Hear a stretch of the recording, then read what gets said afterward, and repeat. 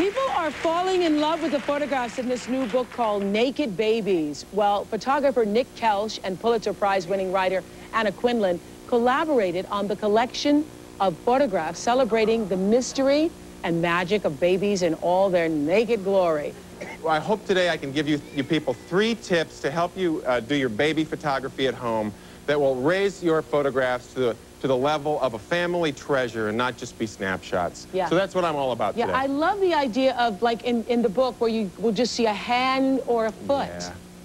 Just singled out. I mean, people rarely do that. That's a brilliant idea, actually. Oh, thank you. How. Okay, I have 3 tips, and here they are. The first one is get close, then get closer. The second one is shoot more film. And the third one is turn off the flash. It is destroying your photographs. Believe me, it is. Human beings are this beautiful only for a very short time. Well, there are a few things that I think that amateur photographers can do to really increase the quality of their baby pictures. The main thing in my mind is they don't get close enough to the subject. They really need to move in much closer than they've ever been with a camera to somebody before. Please welcome Nick Kelsh. Hi, Nick. Oh, Nick, those babies are beautiful. And what baby isn't? Yeah, well, I think every one of them. We had I photographed 34 babies in the book, and Anna Quindlen, the Pulitzer Prize-winning writer, and I threw a party for them. We gave each of the babies a book, and in the front I wrote, "You're the most beautiful baby I ever photographed." If you hate having your photograph taken, the idea of having your photograph taken on national television is like your idea of hell, right? It's never going to get any worse than this. That's right. Okay. So I'm so happy to hear that you're in hell right now, because that makes you perfect for this. Okay. So I want you to just pretend like you're having your picture taken by anybody, and just do what you always do. Do what you always do. Okay. Here we go. 1, 2, 3.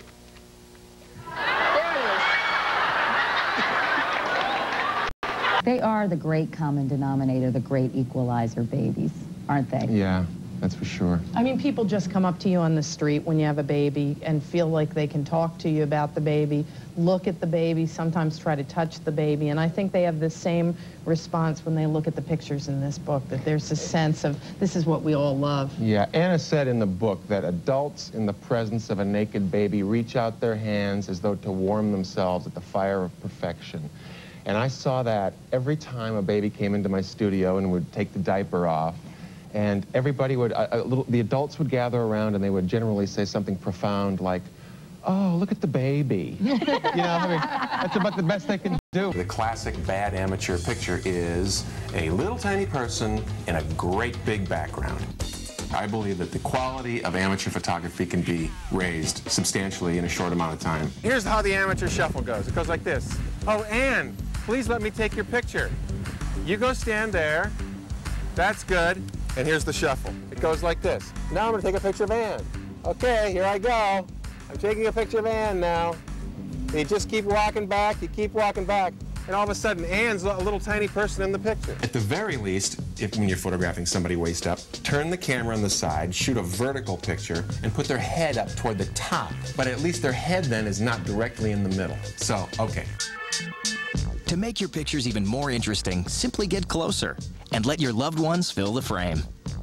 What you should do is first frame up the statue and bring your subject person close to the camera so that you've got statue back here and person down here. So you've got the best of both worlds. You've got a large person subject in the picture with a statue behind them. Everybody always lines up. They just get themselves in a little police lineup row. And what I'm going to do is take the bad picture first. Boring. Try this instead. Get up above your group and get them in a clump.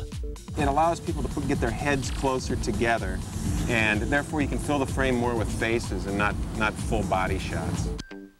When you're looking down on that group, automatically everyone loses 5 pounds. As soon as their head goes up, the neck gets stretched out, and just about all adults look better when they're looking up a little bit at a camera. I believe that amateur photographers are the greatest photographers in the world, and here's why. They photograph things they love, and they love the pictures they take. Lensmaster Nick Kelsh says that mastering 2 simple functions on the camera will give you better photos immediately. The first is to lower the f-stop, found on the lens of most cameras. Okay, Leo, here's what we're going to do. We're going to take 2 pictures. In one picture, everything is sharp. And in another picture, only you're going to be sharp. That's a 30th of a second. You're totally blurred.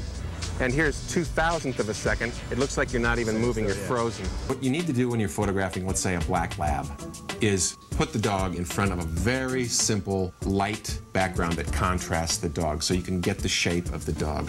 So many great photographs are the result of planning and then some luck thrown in at the end. And the more pictures you shoot, the luckier you get. It's just that simple. Beautiful natural light, in my mind, comes from one side.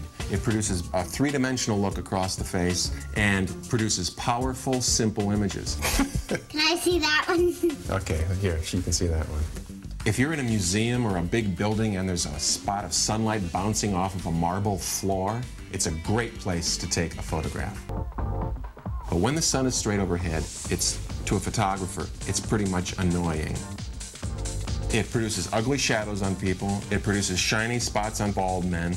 It's unflattering to just about everybody. Should you build a professional studio in your basement? Forget that, says Nick. Hi, welcome to my garage. Under normal circumstances, it's just a cluttered old suburban garage. But in just a couple seconds, I can turn it into a place where beauty can happen. Some clamps, a cloth background, and somewhere to sit, and you're good to go. But what about light? Surely a garage is too dark to shoot in, right? Think again. Today what we have is sunlight bouncing off of a driveway, coming into this covered, sheltered space. The sun can't get beyond this point.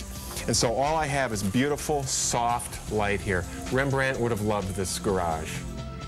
And the difference between the soft light inside the garage and the harsh light outside the garage is staggering.